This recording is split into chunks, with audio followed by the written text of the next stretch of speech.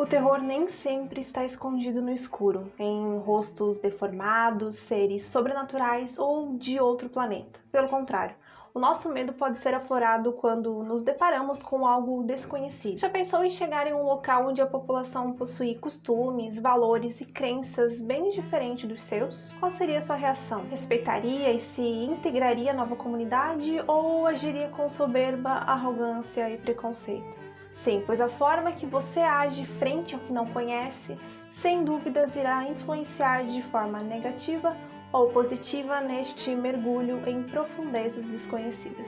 Oi pessoal, eu sou a Cal, este é o canal Uma Historiadora, um canal feito exclusivamente para quem ama terror, casos misteriosos, bruxaria, mitologia e todos os assuntos que envolvam o sobrenatural. No vídeo de hoje falaremos sobre o clássico O Homem de Palha.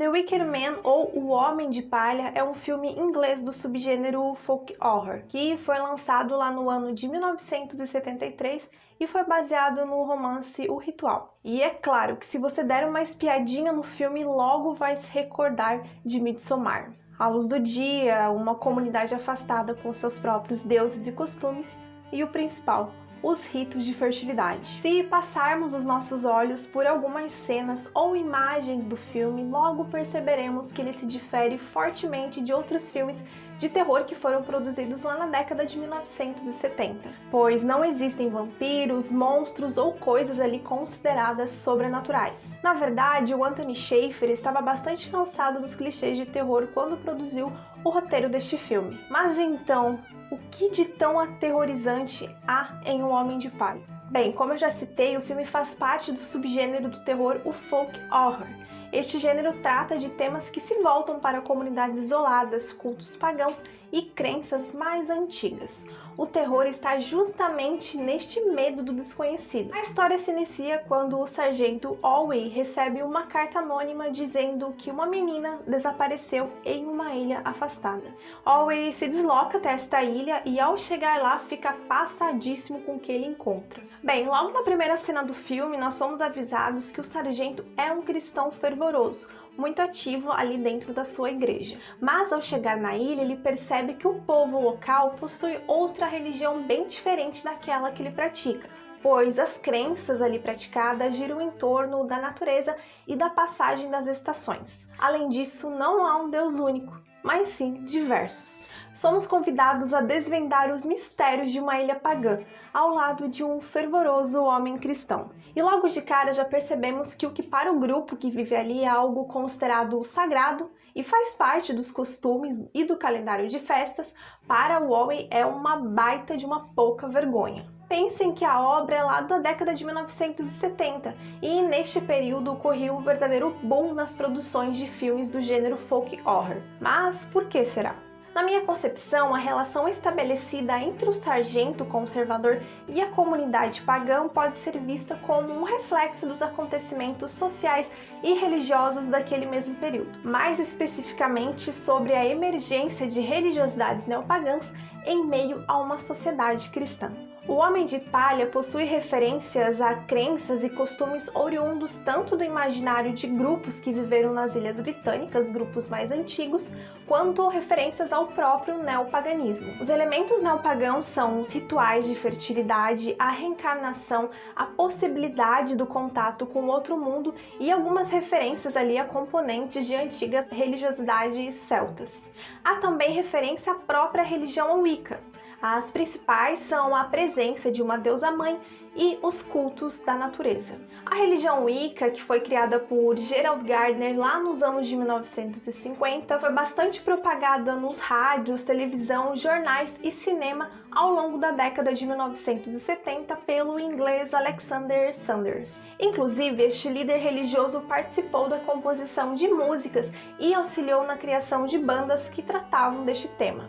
A ex-esposa de Sanders, a Maxine Morris, auxiliou também nessa propagação da religião, mas através da realização de casamentos neopagãos, algo que ficou bastante em alta naquele período e chegou inclusive a ser noticiado pela antiga revista brasileira Manchete. O período que vai dos anos de 1960 aos anos de 1970 foram marcados por um ar de rebeldia, e contestação às antigas e rígidas estruturas tradicionais. E é aí que surgiram movimentos como hippie, feministas, antirracistas, grupos que buscavam outras expressões religiosas que fugissem ali das concepções mais patriarcais, as bandas de rock e tanto outros movimentos revolucionários e contestadores. O Homem de Palha foi desenvolvido em meio a isso tudo.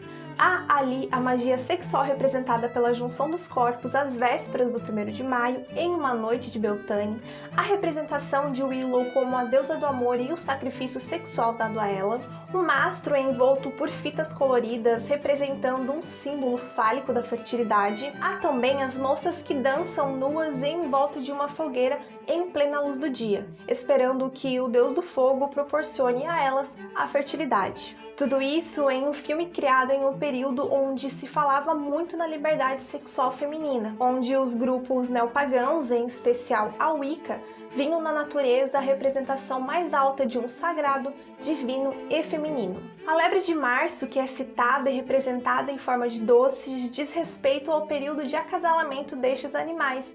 Inclusive existiu uma antiga expressão, o louco como uma lebre de março. Há uma referência ao comportamento enérgico dos animais neste período de fecundação. Então tem absolutamente tudo a ver com o que é retratado no filme. Owe é um homem da lei fazendo uma investigação. Ele está em uma posição de autoridade naquela ilha, algo que não é levado tão a sério pela população. Eles o obedecem, mas em diversos momentos o observam com um olhar de deboche ou um olhar de ok, eu vou fazer tudo que tu pediu, mas tu tá se achando demais. Menos, meu filho. E é no final do filme que a gente descobre o motivo desse comportamento. Mas fato é que ele é um homem da lei e cristão. Então o tempo todo ele observa o comportamento daquelas pessoas com um ar de reprovação. Ele questiona se as crianças são ensinadas sobre os dogmas cristãos. Na verdade, ele questiona se essas crianças estão aprendendo a serem cristãos. Questiona também a ausência de pastores e igrejas cristãs na ilha. E nesse ponto as pessoas debocham dele, afinal eles possuem ali suas próprias crenças e religiosidades. Bem, o tema principal é o sacrifício. Para não ficar contando muita coisa do filme para vocês, eu não vou entrar tanto nas cenas ou nos acontecimentos. Há um grande sacrifício ali no filme, que é o sacrifício do Homem de Palha. E este Homem de Palha está recheado de seres bem vivos. O motivo desse sacrifício são as grandes perdas que ocorreram no ciclo passado.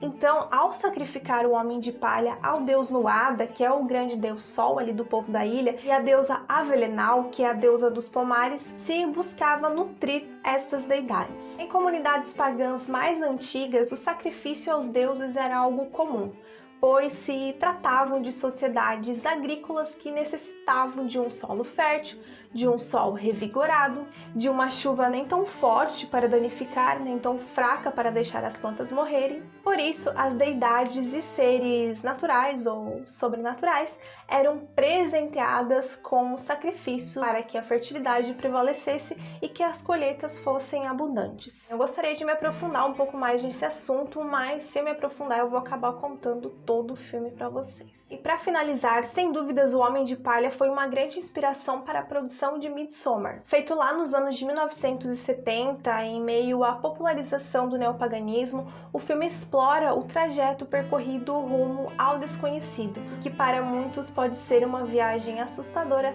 e sem volta. Junto a ele, um homem tradicional, partimos rumo a uma ilha distante, com deuses diferentes, onde o sexo é sagrado, não há um dualismo entre bem e mal, mas sim o desejo de que o ciclo se cumpra e que a morte se transforme em renascimento. Fertilidade, morte e renascimento são faces de uma mesma moeda. Se de um lado os deuses precisam ser alimentados e adorados, do outro alguma criatura cheia de si, um tolo que se acha rei, precisa ser sacrificada.